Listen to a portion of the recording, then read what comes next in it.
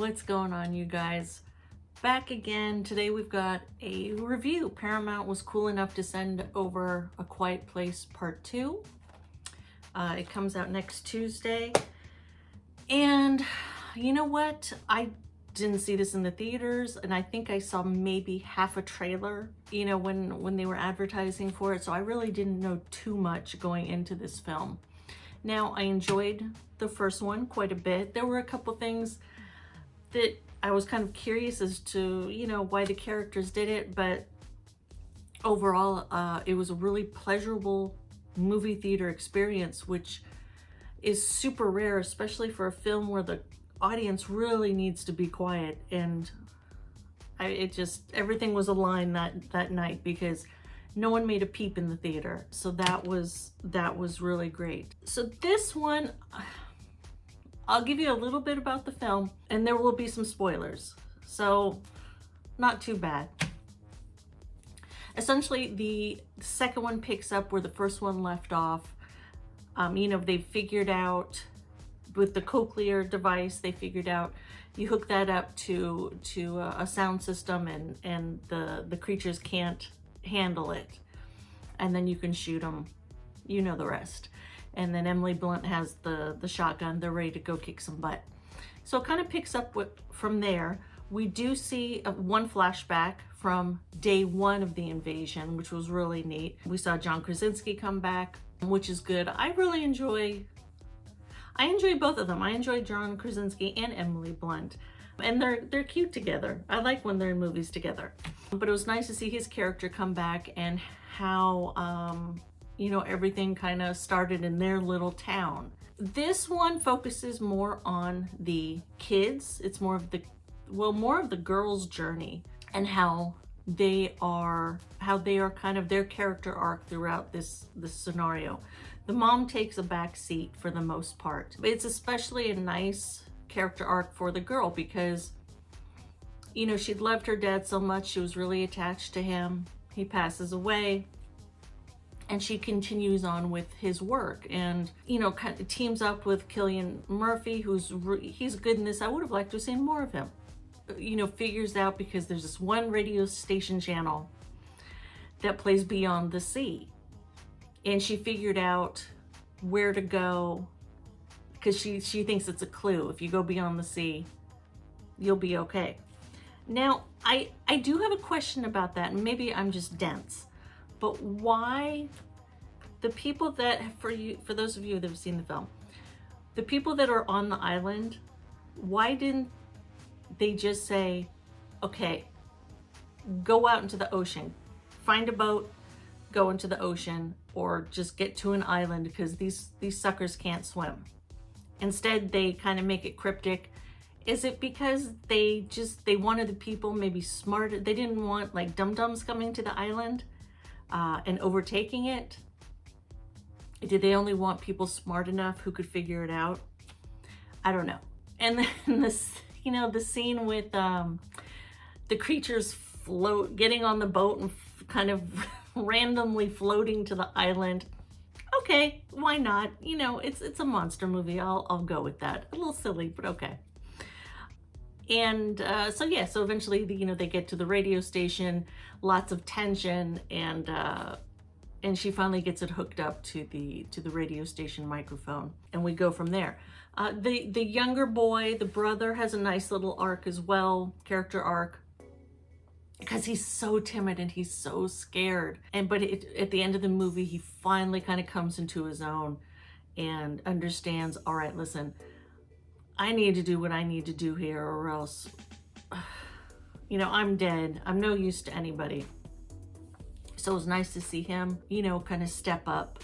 All the actors did a great job. I didn't have any complaints with them. The young girl, the deaf actress, did a great job once again. Everyone did. No problems there. A lot of positives. I mean, the sound design was great. The locations were great. It looked like they didn't use too much CGI, which really kind of kept you into the film. The locations were nice. You know, they kept it kind of small town. So you really kind of felt, because we've only seen this little slice of this little town back east. We don't know what's going on in the rest of the world. Have they figured out the solution to overtaking the creatures?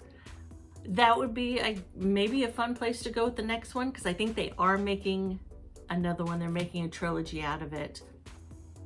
I mean, that's fine. You kind of expect it. It's all in the numbers, I imagine. If it does well, they want to see another one.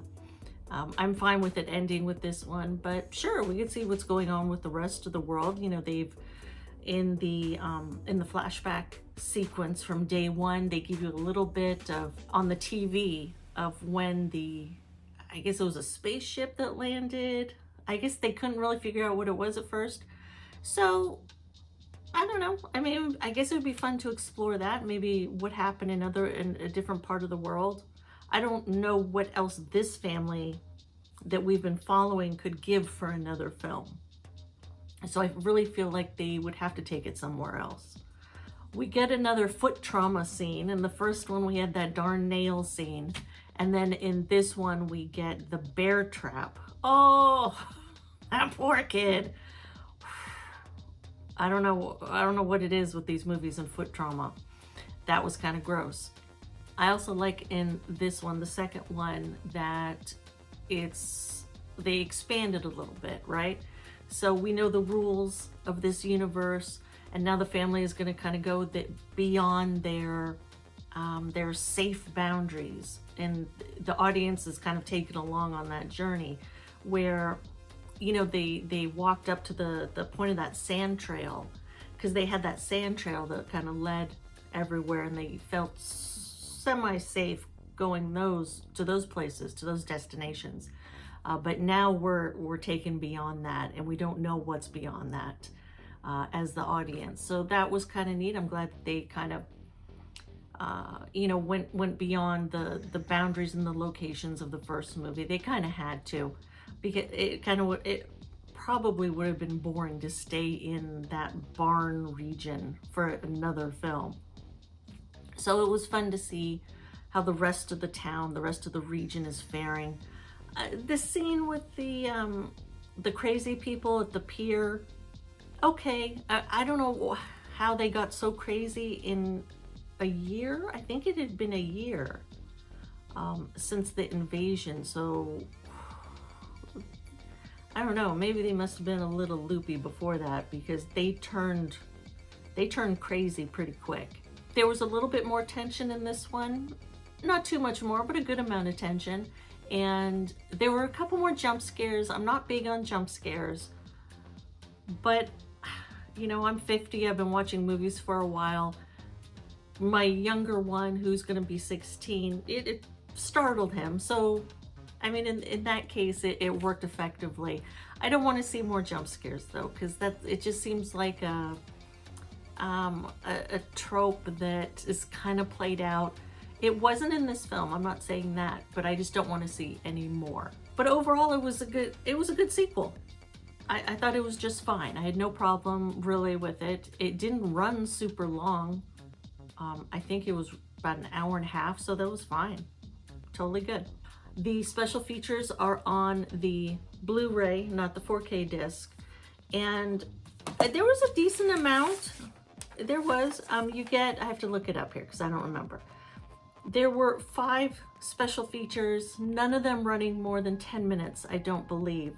But they were all interesting. The director's diary, filming with John Krasinski, Pulling Back the Curtain, Reagan's Journey, Surviving the Marina, and then Detectable Disturbance, Visual Effects and Sound Design. All of them were interesting. I mean, I recommend watching them all. The sound design was good. I enjoyed this from the first film as well, when we had the transition from the daughter's point of view. So she's deaf, and so so the audio went silent, and then it transitions into everyone else's point of view. I don't know, for some reason for me it was effective, where we had the silence and then we get the sound back, because there could be mayhem going on around her and she can't hear it. But yeah, I recommend watching all of those. At the inside, there's nothing, you know, super exciting about the inside of this. It's just the 4K and the Blu-ray, and then you get the code. But yeah, so that's it. Thanks again to Paramount for sending that over. I do recommend getting it and picking it up. It's a solid sequel. But I hope you guys are doing well and having a nice summer, and I will catch you next time. Take care.